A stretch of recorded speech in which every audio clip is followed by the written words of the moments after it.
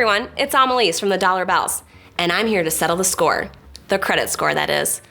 Although it may seem like credit card companies pull this mysterious number from the sky, there's definitely some rhyme or reason to it. And I'm here to shed some light on how it's calculated and why that matters. On a very basic level, your credit score measures how good or bad your credit is. There are 3 main credit bureaus that look at your credit history and use that information to come up with a 3-digit number that serves as your credit score. They look at information like whether you've made your payments on time, how much debt you have, how long your various accounts have been open, and the types of accounts you have.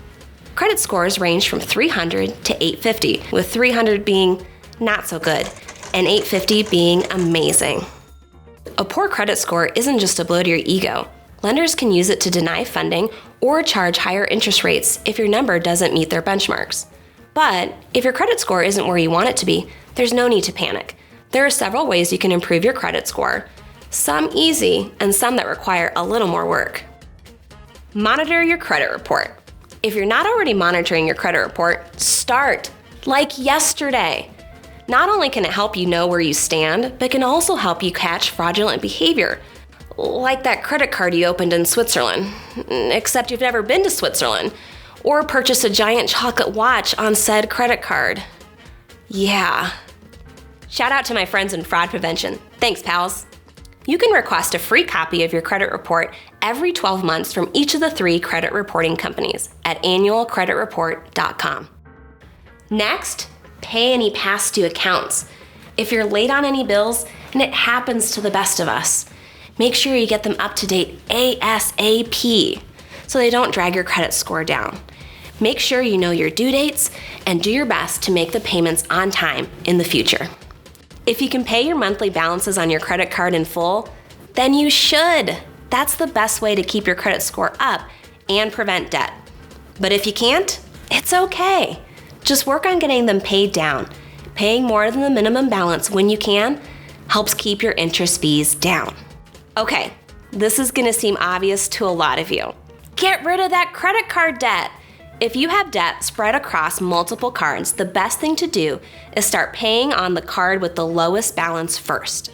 Once it's paid in full, take the amount you were paying on it and add it to the amount you're paying on the card with the next lowest balance. Some financial advisors call this the Snowball Method. You'll see that your payments are adding up quickly and your debt is going down fast. Repeat this process until all your debts are paid in full. Boom.